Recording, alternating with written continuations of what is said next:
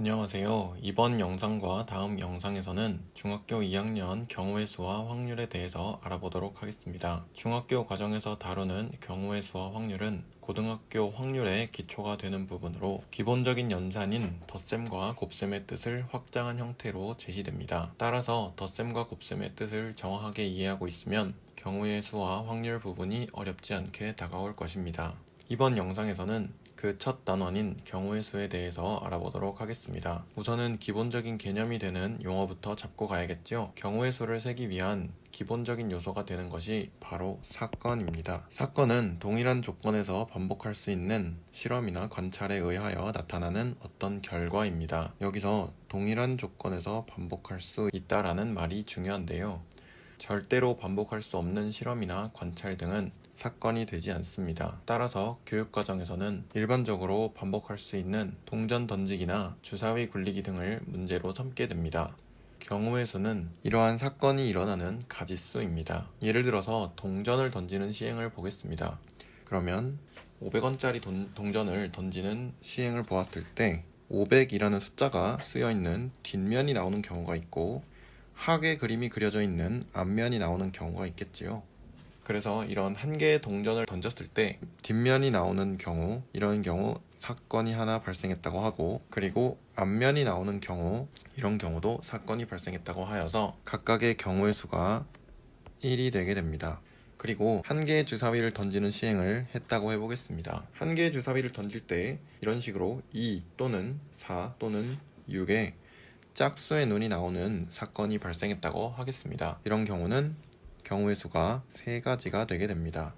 이렇게 동전을 던지거나 주사위를 굴리는 시행을 보았을 때 이러한 각각의 시행의 결과들이 사건이 되고요. 그리고 이러한 사건을 모아둔 것이 경우의 수가 되겠습니다. 이 경우에는 앞면이나 뒷면이 나오는 경우 둘 다 포함해서 경우의 수가 2가 되겠고, 그리고 뒷면만 나오는 경우는 경우의 수가 1이 되겠지요. 또는 앞면만 나오는 경우도 경우의 수가 1이 된다는 것을 확인할 수 있겠고요.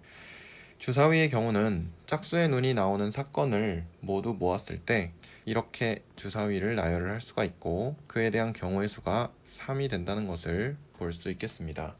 이렇게 모았을 때 기본적으로 경우의 수를 센다는 것은 숫자를 하나하나 센다는 것이고, 그것을 조금 더 확장하면 덧셈의 의미가 되겠습니다. 그러면 위와 같이 하나하나 모두 다 따져보지 않고 경우의 수를 조금 더 잘 세는 방법이 없을까요? 그 방법은 방금 전의 이야기에 힌트가 있습니다. 위에서 보았을 때 하나하나를 세는 것의 확장인 덧셈의 의미라고 이야기를 했는데요. 따라서 덧셈의 의미를 가지고 경우의 수를 세면 되겠습니다. 예를 들어서 어떤 사건 A가 있고요. 어떤 사건 B가 있다고 해보겠습니다. 그래서 우리는 사건 A 또는 사건 B가 일어나는 경우의 수를 구한다고 해보겠습니다. 여기 이 또는 이라는 의미는 나열의 의미를 가지고 있는데요.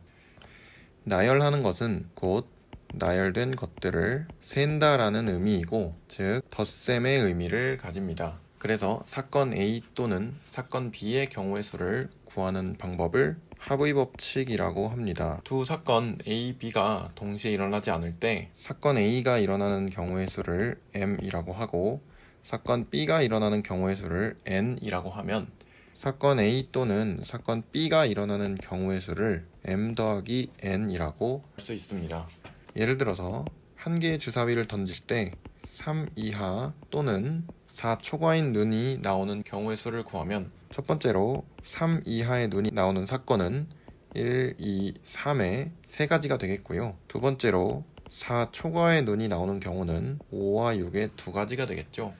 이렇게 3가지와 2가지를 모두 다 나열하여 각각을 다 세기 때문에 이 경우에는 경우의 수가 3 더하기 2를 해서 5가 되겠습니다. 이때 주의할 점이 있는데요. 만약에 한 개의 주사위를 또 던질 때 3 이상이거나 4 미만의 눈이 나오는 경우를 구한다고 해보겠습니다. 3 이상의 눈이 나오는 경우는 3, 4, 5, 6이 되겠고, 그리고 4 미만의 눈이 나오는 경우는 3, 2, 1이 되겠죠. 그래서 이 첫 번째 경우가 4가지가 되고 두 번째 경우가 3가지가 되는데, 이 경우에는 3의 눈이 중복되기 때문에 중복되는 경우를 빼주어야 합니다. 따라서 이런 경우는 경우의 수가 6이 되겠지요. 이렇게 덧셈을 활용하면 나열된 것들을 일일이 세는 것보다는 조금 더 효과적으로 경우의 수를 구할 수 있겠습니다. 하지만 사건의 수가 많아지게 되면 덧셈만으로는 경우의 수를 구하기가 힘들다는 것을 알 수가 있는데요. 예를 들어서 사건 A와 사건 B가 동시에 또는 연달아서 일어나는 경우가 되겠습니다. 앞의 경우와는 조금 다르게 사건 A에 대하여 사건 B가 일어나는 경우에 대해서 살펴볼 텐데요. 사건 A가 일어나는 경우의 수가 m가지이고 그 각각에 대하여 사건 B가 일어나는 경우의 수가 n가지인 경우이면 이런 경우엔 사건 A 그리고 사건 B가 일어나는 경우의 수는 m 곱하기 n가지가 됩니다. 여기서 그리고라는 것은 각각에 해당하는 것이라는 의미를 가지고 있습니다. 각각에 해당하는 것은 곧 해당된 것마다 따로 센다라는 의미이고, 즉 곱셈의 의미를 가집니다. 따라서 이러한 경우를 곱의 법칙이라고 하고요. 가장 대표적인 예로 BC에 세 지점이 있고 A에서 B로 가는 길이 2가지, 그리고 B에서 C로 가는 길이 3가지가 있다고 하겠습니다. 그러면 A에서 C까지 가려면 반드시 B를 거쳐가야 하는데요. 그러면 가는 경우를 모두 다 나열을 해보겠습니다. 이 길을 A, 이 길을 B라고 하고 이 길을 X, Y, Z라고 해보면 A에서 C까지 가는 경우는 A를 거쳐간 후에 X를 거쳐간 경우이거나 A를 거쳐간 후에 Y를 거쳐간 경우이거나 A를 거쳐간 후에 Z를 거쳐간 경우가 있겠죠. 또 B를 거쳐간 경우도 X를 거쳐가는 경우가 있겠고, 또는 B를 거쳐간 후에 Y를 거쳐가거나 B를 거쳐간 후에 Z를 거쳐가는 경우가 있겠습니다. 각각에서 제가 여기 또는 이라고 하였는데요. 따라서 이러한 한 가지의 경우들을 모두 더해서 6가지라고 하면 되겠습니다. 이렇게 한 방법은 위에서 배웠던 합의 법칙을 활용한 방법인데요. 이런 경우에는 A 각각에 대하여 X, Y, Z라는 3가지 경우가 있고 B 각각에 대하여서도 X, Y, Z라는 3가지 경우가 있으므로 A에서 B까지 갈 때 이 2가지 경우와 B에서 C까지 갈 때 이 3가지 경우가 이런 형식으로 가지치기 형식으로 되어 있다는 것을 알 수 있습니다. 즉 A, B의 2가지와 X, Y, Z의 각각의 3가지 경우로 이루어져 있어서 6가지 경우가 나온다는 것을 확인할 수 있지요. 이와 같이 어떤 경우가 있고 그 각각에 대해서 해당하는 것들이 이렇게 있다면 이런 사건의 경우의 수를 구할 때는 곱의 법칙을 활용하면 조금 더 쉽게 경우의 수를 구할 수 있다는 것을 알 수 있습니다. 그러면 방금 배운 것들을 활용해 볼 텐데요. 실제로 경우의 수를 구해보면서 활용을 해보겠습니다. 첫 번째로는 한 줄로 세우는 경우의 수입니다. 예를 들어서 3명을 한번 세워보겠습니다. 3명을 각각 세운다면 3명이 A, B, C라고 했을 때 이렇게 A, B, C를 세우는 경우가 있겠고 A, C, B 이렇게 C, B가 자리를 바꾸는 경우가 있겠죠. 그리고 B, A, C가 있겠고 B, C, A가 있겠죠. C가 가장 처음으로 나오는 경우는 C, A, B와 C, B, A가 있다는 것을 확인할 수 있고요.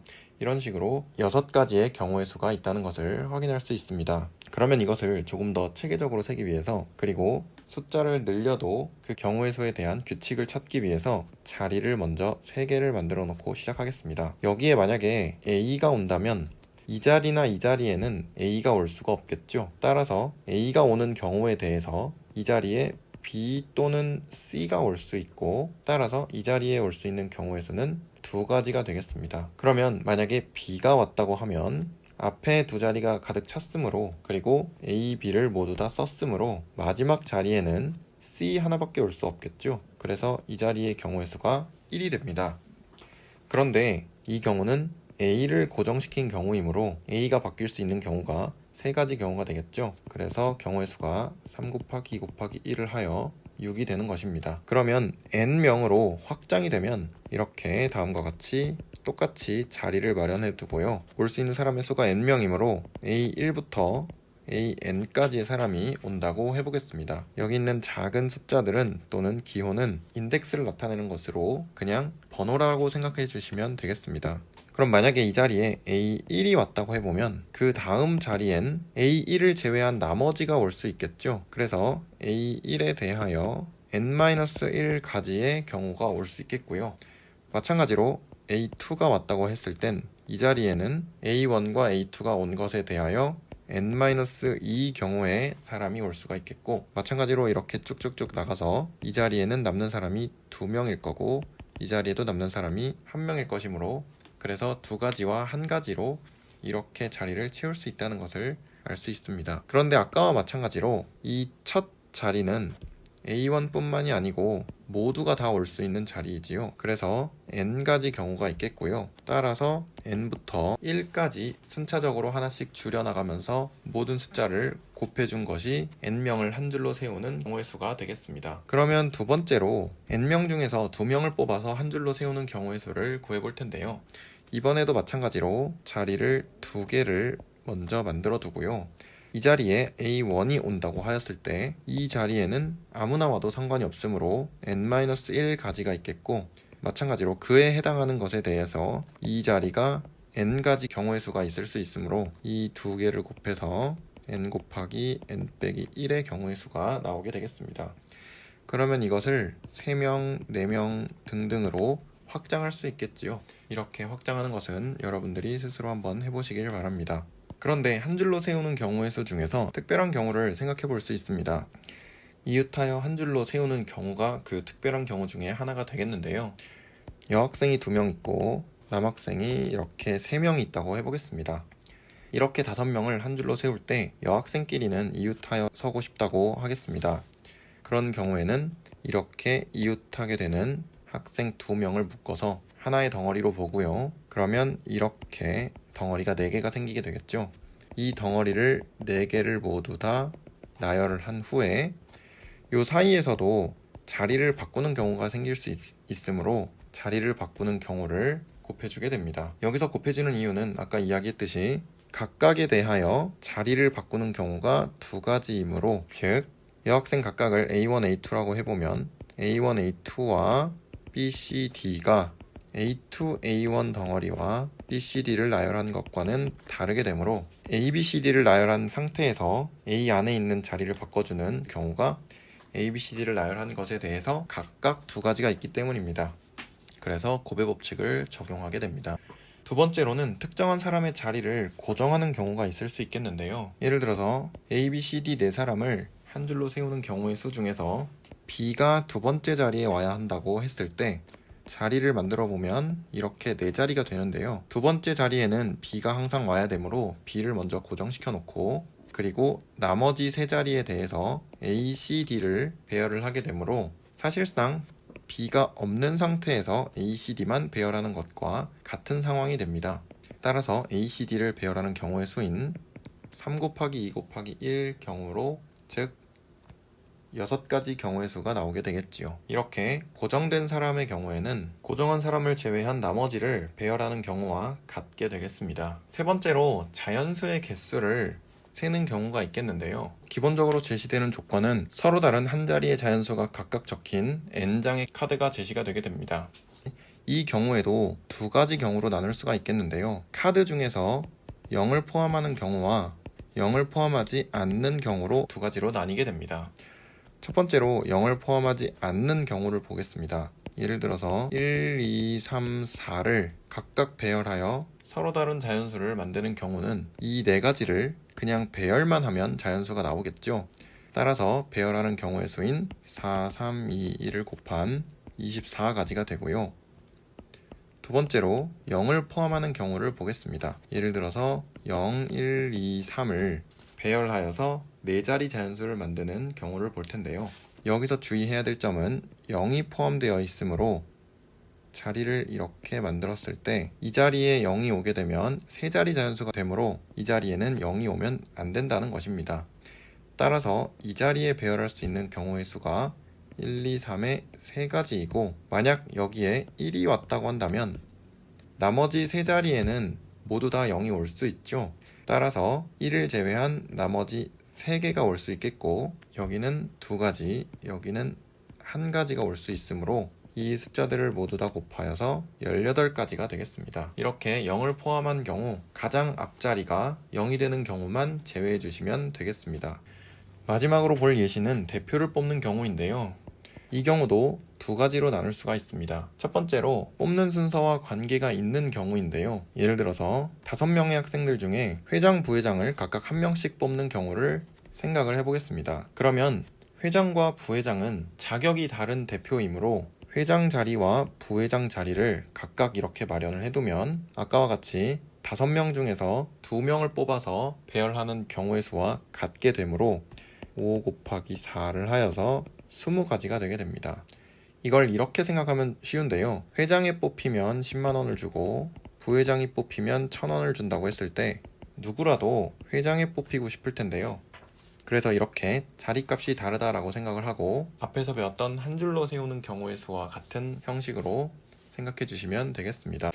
두 번째로는 뽑는 순서와 관계가 없는 경우인데요. 예를 들어서 방금 전과 같이 5명을 뽑는데 이번에는 일반적인 대표 2명만 뽑는다고 해보겠습니다. 이런 경우에는 자격이 같은 경우인데요. 그런데 자격이 같은 경우에는 중복되는 경우가 생깁니다. 예를 들어서 AB가 들어간 경우와 BA가 들어간 경우는 중복이 되게 되는데요. 이걸 위와 마찬가지로 대표 2명을 각각 10,000원씩만 준다고 해보겠습니다. 그러면 첫 번째 자리에 들어가나 두 번째 자리에 들어가나 똑같을 것이므로 AB가 들어가나 BA가 들어가나 A와 B는 둘 다 10,000원씩만 받게 되는데요. 이런 경우에는 이렇게 두 가지가 중복이 되겠죠. 그래서 중복된 경우를 빼줘야 합니다. 따라서 중복이 되지 않았다고 생각을 하고 위의 경우와 같이 5 곱하기 4로 경우의 수를 구한 후에 중복된 경우인 두 가지 경우씩을 빼줘야 하므로 중복된 경우를 나누어 주게 됩니다. 따라서 10가지 경우가 나오게 되겠지요. 이렇게 자리값이 같은 경우는 자리를 배열하는 만큼 중복되게 되므로 중복한 경우를 제외시켜줘야 하겠습니다. 이상으로 경우의 수에 대해서 알아보았습니다. 이렇게 덧셈과 곱셈에서 확장되어서 경우의 수를 생각을 해본다면 조금 더 복잡한 경우가 나오더라도 쉽게 경우의 수를 구할 수 있을 것입니다. 시청해주셔서 감사합니다.